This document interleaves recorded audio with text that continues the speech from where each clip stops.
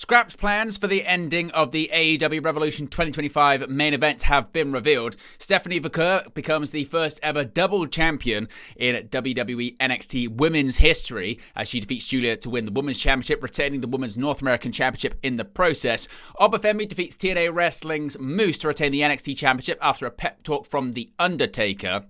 The Hardy Boyz retain the TNA World Tag Team Championships, defeating NXT Tag Team Champions Fraxium. Mickie James gives a pep talk to Jada Parker. The mystery group on NXT attacks Javon Evans at NXT Roadblock. Miro and CJ Perry renew their vows following a separation. AEW announced an International Championship Eliminator Tournament with the winner facing new champion Kenny Omega at AEW Dynasty. An update on Travis Scott's WWE in-ring future.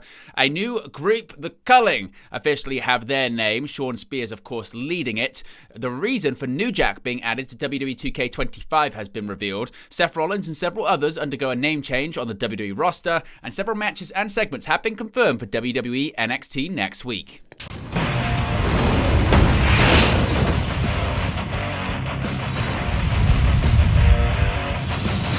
Hey guys, welcome back to Wrestling News 365. Hope everyone is doing very well. As always, there are plenty of news stories to get into in the world of professional wrestling. Let's begin with the main event of AEW Revolution. Following the AEW Revolution 2025 pay-per-view event, a new report has revealed scrapped Jon Moxley AEW plans. At AEW Revolution, Jon Moxley defeated Cope and Christian Cage to retain the AEW World Championship.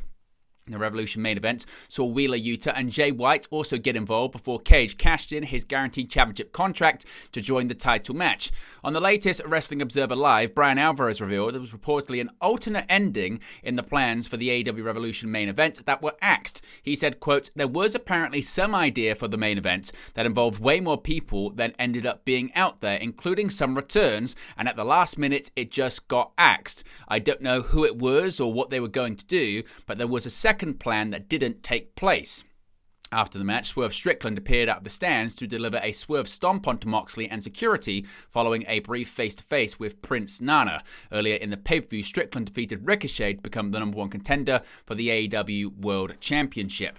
Now, going over to WWE NXT, last night, of course, was Roadblock, and Stephanie Vaquer became the first ever double NXT Women's and Women's North American Champion by defeating Julia in the main event of WWE NXT Roadblock. Julia laid down the challenge to Vaquer for about 2 weeks ago during NXT, surprising fans with the announcement of a title-for-title match so soon after they had won them respectively. Julia is reportedly dealing with an injury and is thus expected to take time off to recover after losing her title to Vaquer.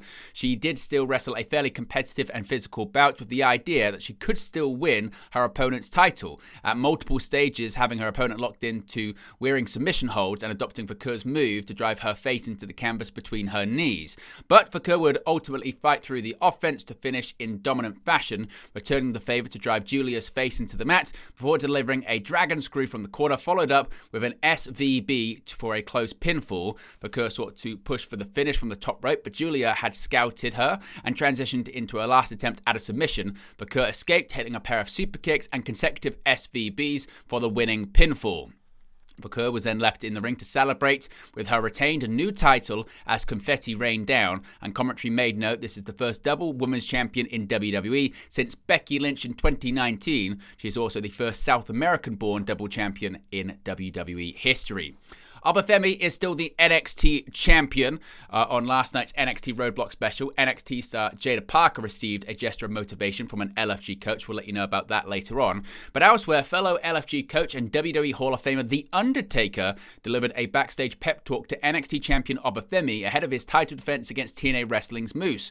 Quote, "I've been watching you for a while now, and I gotta tell you, I'm impressed," The Undertaker told Femi. "I don't need to tell you how important this match is tonight. What I will tell you is go out there and defend your yard, get you some."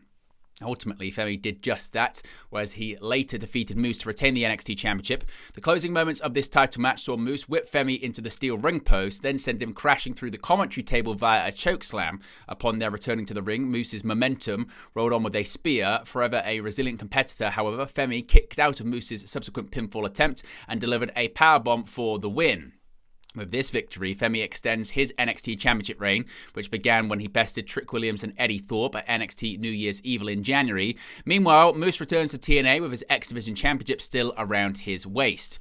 Speaking of TNA, the Hardy Boyz are still the TNA World Tag Team Champions after defeating Fraxium to retain their titles on NXT Roadblock.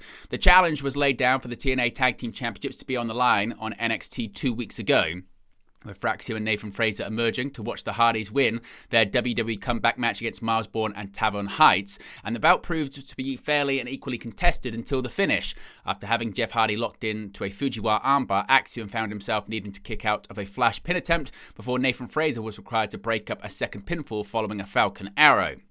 Frazer then sought to take out Matt Hardy with a tope suicida, only to be caught for a side effect to the floor. Axiom would land a Spanish fly to Jeff, allowing Frazer to follow up with a Phoenix splash, but having his cover interrupted as Matt sent Axiom into him.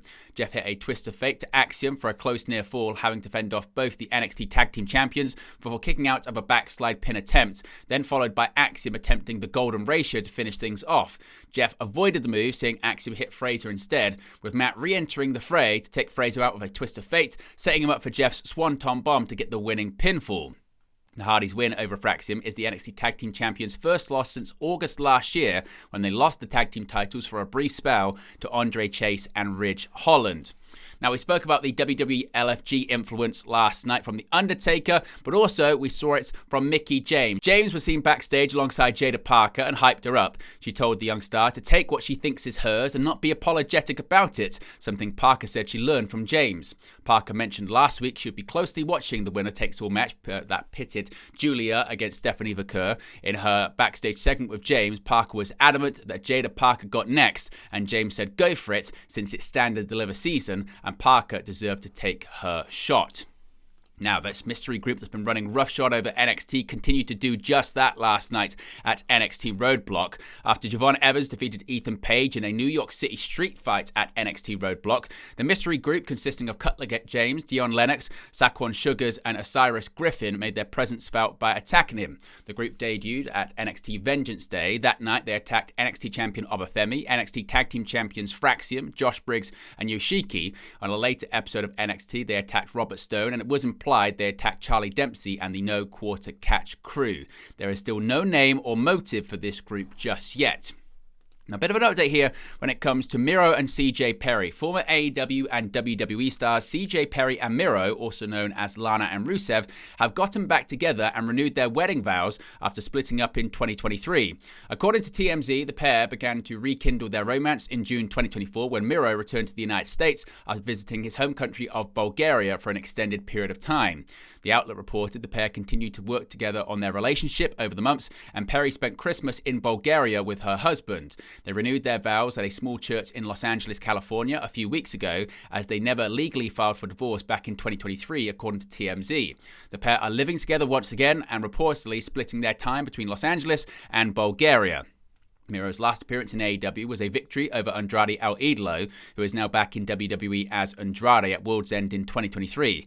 Perry's final appearance was also at World's End as the manager of El Idolo, but she turned her back on him and helped her real-life husband get the victory at the pay-per-view. Perry was released from AEW in April 2024, but didn't confirm her departure until that summer. Despite signing a long-term contract extension in 2022 that could have seen him with AEW until 2026, Miro asked for his release back in September of 2024. He was granted that release in February of this year.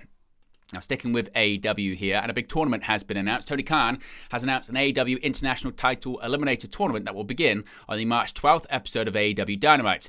The winner of the tournament will challenge Kenny Omega for the AEW International Championship at AEW Dynasty. Matches will begin on this week's edition of AEW Dynamite, featuring matches that include the likes of Orange Cassidy, The Beast Mortos, and more.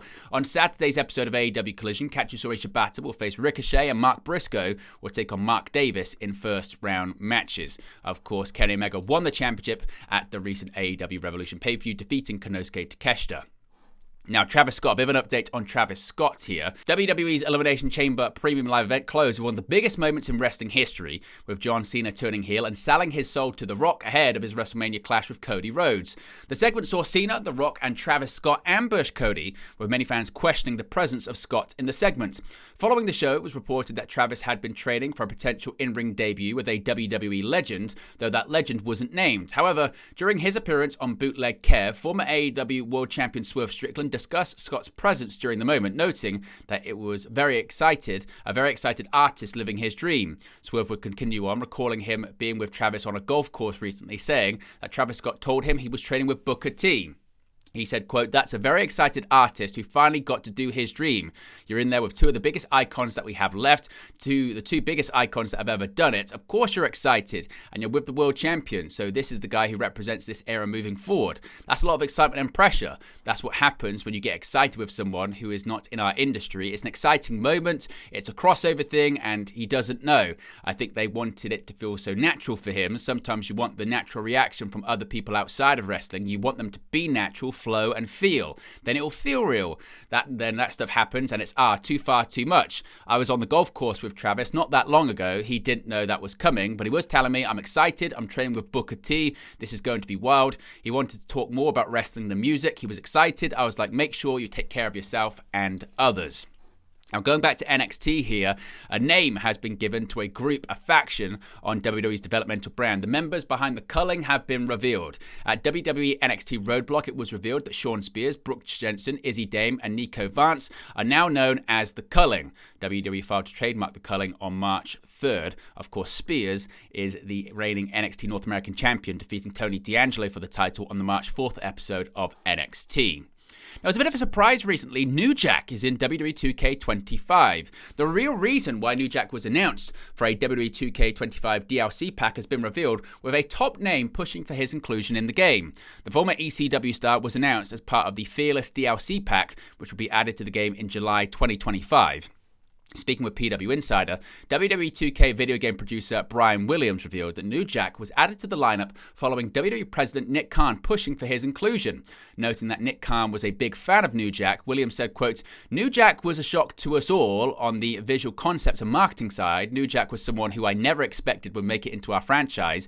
It's funny because it was actually Nick Khan who recommended or suggested that we add New Jack as a DLC. When I heard that information from my marketing rep, I was like, really? They were like, oh yeah, he's a big fan. I believe he's working on the paperwork to make this thing a reality. That was a huge surprise. Talk about a curveball. That thing came not out of left field, but that came out of a different game altogether. So I'm really excited to have New Jack be part of the game this year, and we have some really cool things planned for New Jack. Of course, New Jack passed away in May 2021 at the age of 58.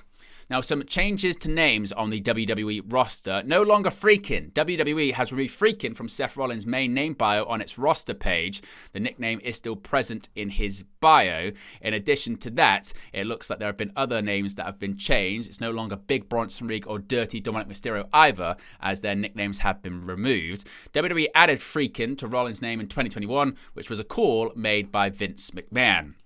And finally, several matches and segments have been confirmed for next week's edition of WWE NXT on the CW.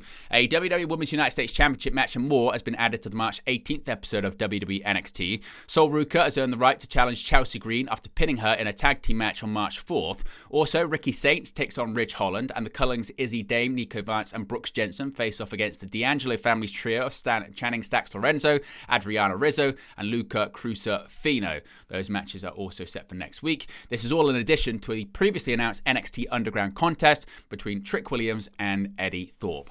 But there you go, guys, the latest pro wrestling news for you. Be sure to smash a like on the like button. Be sure to subscribe, bottom right-hand corner. As always, let me know your thoughts in the comment section below, and I'll speak to you again very, very soon. Hey, guys, thank you for watching, listening, streaming. Whenever you come across this video today, be sure to click on the video on the right there to watch our next video, or click the bottom there to subscribe, or the bottom right-hand corner. Thank you very much, and I'll speak to you again very soon.